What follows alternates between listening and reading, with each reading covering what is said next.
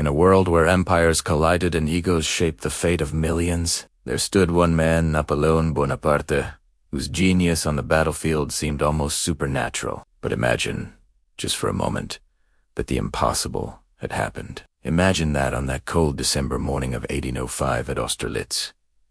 It was in Napoleon's star that the rosette was that of the three emperors united against him. Tsar Alexander I of Russia, Emperor Francis II of Austria, and their commander General Kutuzov. What if their coalition had shattered Napoleon's army, destroyed the myth of his invincibility, and rewritten the destiny of Europe forever? Before we dive deep into this alternate history, make sure you hit that subscribe button and join the Vertex of Time B, because here, we don't just tell history, we're Recipe Italiano. Now, let's set the stage. The Battle of Austerlitz, fought on December 2nd, 1805, is often called Napoleon's greatest triumph. It was the battle that turned a mere general into a legend, facing the combined might of the Russian and Austrian empires. Napoleon's 73,000 men outmaneuvered and annihilated nearly 90,000 coalition troops. But according to historians like David Chandler in the campaigns of Napoleon, this victory was not just due to superior tacticals. It was also due to the overconfidence and poor coordination of the Allied forces.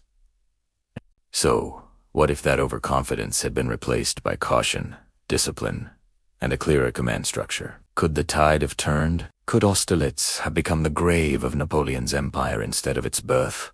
To understand what could have changed, we first need to dissect how the battle unfolded. Napoleon's deception began long before the cannons fired. He feigned weakness, deliberately abandoning the Pratzen Heights high ground in the center of the battlefield. Believing he was retreating, the Allies took the bait. They saw an opportunity to crush his right flank, unaware that Napoleon's true plan was to draw them into a trap. Once they committed their forces southward, Napoleon struck at the weakened center, reclaiming the Pratzen Heights and splitting the Allied army in two. By the time Tsar Alexander realized the mistake, it was already too late.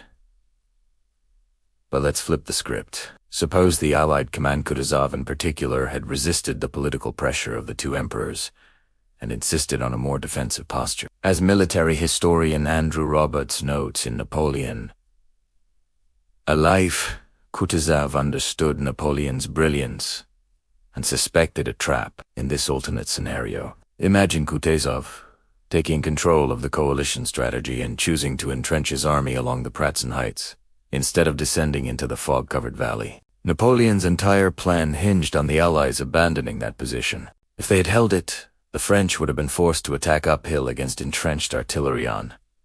Extremely costly maneuver that could have broken their offensive momentum. Let's picture it. Dawn breaks over the frozen fields near us. The fog clings to the ground, concealing movement on both sides. Napoleon's forces are poised for their masterstroke, but when the mist clears, his scouts report something unexpected. The Allied army hasn't advanced. Instead, they've fortified the Pratzen Heights with dozens of artillery batteries, interlocked infantry lines, and cavalry reserves on both flanks. Napoleon frowns, realizing that his trap has turned into a fortress. The French army now faces a wall of fire and steel. Had this occurred, Napoleon's strategy of feigned weakness would have backfired spectacularly. His right flank, commanded by Marshal de Vaux, would still have been stretched thin, racing to reinforce from over 100 kilometers away. The Allies, now controlling the high ground, could have unleashed a devastating bombardment as the French columns tried to advance. Historian Peter Hofscheuer, in 1815, The Waterloo Campaign, argues that Napoleon's reliance on speed and deception often left him vulnerable if his opponent refused to play his game. The same principle applies here. Had the coalition refused to descend into the valley, they would have neutralized Napoleon's tactical advantage entirely. But let's take it even further. What if Tsar Alexander had allowed Kutuzov to coordinate a flanking maneuver instead of pushing for a head-on assault? Imagine Russian cavalry under Prince Bagration sweeping around Napoleon's left, threatening to encircle his army. With Austrian reinforcements pressing his center and artillery pounding from the heights, Napoleon's forces would be caught in a deadly crossfire. The French morale, so dependent on their leader's aura of invincibility, could have crumbled. De Grande Armée, instead of standing victorious, might have faced annihilation or capture. The consequences of such a defeat would be staggering. In the Napoleonic Wars, A Global History, historian Alexander Mikaberidze notes that Napoleon's victory at Austerlitz forced Austria to sue for peace and dissolve the Third Coalition. But if the reverse had happened, if Napoleon had been crushed, the balance of power in Europe would have shifted dramatically. The French Empire might never have dominated the continent, the Confederation of the Rhine might never have formed, and Britain, which bankrolled most of the coalitions, would have found its continental allies emboldened, accelerating the downfall of French hegemony before it even began. Consider, too, the political aftermath. Napoleon's image as a military genius was the foundation of his rule. His legitimacy came from victory.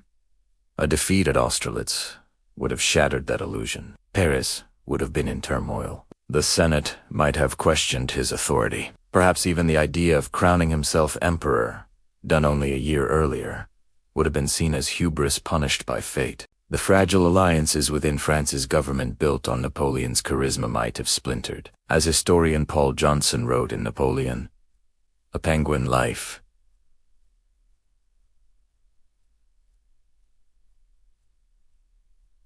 A Penguin Life. Napoleon was merely another ambitious general in a country that had seen too many. Let's also not forget the human cost of such a reversed outcome. Had the Allies prevailed, tens of thousands of French soldiers would have been captured or killed, and their loss would have crippled Napoleon's ability to wage future campaigns. The morale of his marshalsmen like Soult, Ney, and Lannes might have broken. His reputation among European powers would have been reduced from fear to ridicule. Russia and Austria, sensing his weakness, might have pressed their advantage, invading Bavaria and even threatening Paris itself. Imagine the irony. Napoleon, the man who sought to bring Europe to its knees, forced into a desperate defense of his homeland. But let's dive deeper into the potential military shifts that could have occurred. If the Allies had won Austerlitz, Prussia, who hesitated to join the Third Coalition, would likely have entered the war immediately, seeing France as weakened prey. With Russian and Austrian troops advancing from the east and Prussian forces mobilizing from the north, the French Empire would have been surrounded. The result, a possible end to the Napoleonic era before it truly began. Europe's political landscape would have remained under monarchic control, with the Holy Roman Empire preserved for at least another generation. The spread of Napoleonic reform civil codes, secular education, conscription might have been delayed or never implemented. There's another fascinating angle to explore: logistics and weather. Napoleon's mastery often relied on precise timing and movement, but the weather at Austerlitz was unpredictable. Suppose the fog had lifted earlier, revealing his troop movements to Allied scouts. Or imagine the ice covering the ponds near Sichuan, not breaking under cannon fire. A devastating moment in real history where hundreds of Allied soldiers drowned as the frozen surface collapsed. Without that disaster, the Allied retreat might have been orderly, allowing them to regroup and counter. As military theorist Karl von Clausewitz later wrote, war is the realm of uncertainty, and in such uncertainty, even Napoleon's genius could have faltered. Now, picture this alternate ending. The cannons have fallen silent.